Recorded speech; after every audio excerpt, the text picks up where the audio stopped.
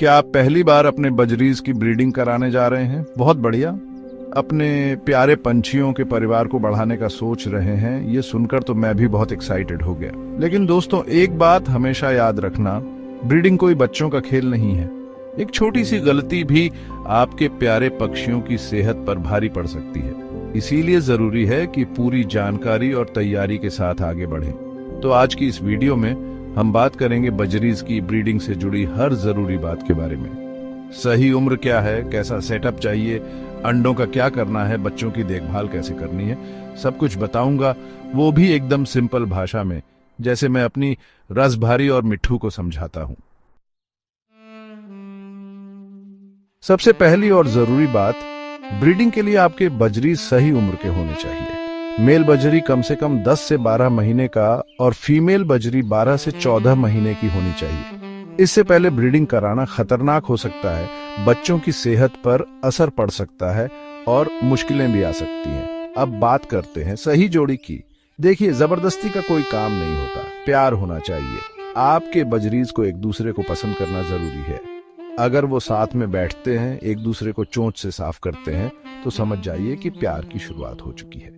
लेकिन अगर आपके बजरीज में झगड़ा हो रहा हो, एक दूसरे पर हमला कर रहे हो, तो समझ जाइए कि अभी ब्रीडिंग का समय नहीं है। जबरदस्ती ब्रीडिंग कराने से बचें, इससे उनके रिश्ते में खटास आ सकती है और चोट भी लग सकती है। ध्यान रखें, हर बजरी अलग होता है। किसी को जल्दी प्यार हो जाता है, किसी को समय लगता है। आपको बस धैर्य रखना है और अपने बजरीज को समझना है। एक आखिरी बात, अगर आप अलग अलग जगह से बजरीज ला रहे हैं, तो पहले उन्हें कुछ हफ्ते अलग अलग पिंजरे में रखें। इससे किसी भी तरह के इन्फेक्शन का खतरा कम हो जाता है। अब बात करते हैं ब्रीडिंग के सेटअप की। प्यार तो हो गया, घर भी तो होना चाहिए ना। ब्रीडिंग के लिए आपको एक बड़ा केज चाहिए होगा, कम से कम 18 बाई 18 इंच का। तंग जगह में आपके बजरीज खुश नहीं रहेंगे। अब इस केज में क्या क्या रखना है? सबसे जरूरी है एक लकड़ी का ब्रीडिंग बॉक्स। इसका साइज लगभग 8 बाई 8 बाई 8 इंच होना चाहिए। इस बॉक्स में नीचे की तरफ वुड शेविंग्स या घोंसला बनाने लायक सामग्री रखें। साथ में खाने का बाउल, पानी का बर्तन, कटल बोन और कैल्शियम सप्लीमेंट भी केज में रखना न भूलें। मां बनने वाली है तो खुराक भी पूरी होनी चाहिए ना। सबसे जरूरी बात, ये पूरा सेटअप एक शांत, गर्म और साफ जगह पर होना चाहिए। ज्यादा शोर शराबा या ठंड बजरीज को परेशान कर सकता है। चैप्टर 3, अंडे और इंक्यूबेशन। अब आते हैं सबसे इंटरेस्टिंग पार्ट पर, अंडे। एक बार मेटिंग हो जाने के बाद फीमेल बजरी हर 2 दिन में एक अंडा देती है और ऐसे करके वो कुल 4 से 6 अंडे तक दे सकती है। ध्यान रखें, अंडों को ज्यादा हाथ न लगाएं। फीमेल बजरी अपने अंडों को सेती है ताकि उनमें से बच्चे निकल सकें। ये इनक्यूबेशन पीरियड लगभग 18 से 21 दिन का होता है। इन दिनों में फीमेल बजरी का खास ख्याल रखें, उसे कोई तनाव न दें, रोज ताजा पानी बदलें और कैल्शियम सप्लीमेंट देते रहें। याद रखें, मेटिंग और इंक्यूबेशन के समय बजरीज को बिल्कुल भी डिस्टर्ब न करें, उन्हें अपना काम शांति से करने दें।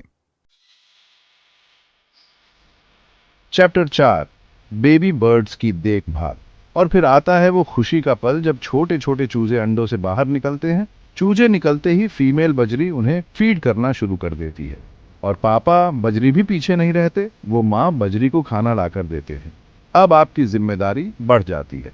केज की साफ सफाई का ध्यान रखें, एग फूड देते रहें और बच्चों पर नजर रखें कि सब ठीक तो है। लगभग 25 दिन में बच्चे पंखों से ढक जाते हैं और 35 से 40 दिन में वो बॉक्स से बाहर आने लगते हैं। अगर आपको कोई चूजा कमजोर लगे तो उसे हाथ से फीड करना पड़ सकता है। इसके लिए आपको एक छोटी सी सिरिंज या ड्रॉपर का इस्तेमाल कर सकते हैं। चैप्टर 5, जरूरी सावधानियां। दोस्तों, ब्रीडिंग एक नाजुक प्रक्रिया है। कुछ खास बातों का ध्यान रखना बहुत जरूरी है। पहला, बीमार बजरी को कभी भी ब्रीड न कराएं, इससे बच्चों में भी बीमारी फैल सकती है। दूसरा, 1 साल में 2 से ज्यादा बार ब्रीडिंग न कराएं, ज्यादा ब्रीडिंग से फीमेल बजरी कमजोर हो सकती है।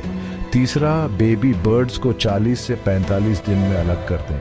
चौथा, हर दिन केज की साफ सफाई करें। साफ सफाई न होने से बीमारियां फैल सकती हैं। और आखिर में, अगर आपको कोई भी परेशानी हो तो तुरंत किसी एक्सपर्ट या वेट से संपर्क करें।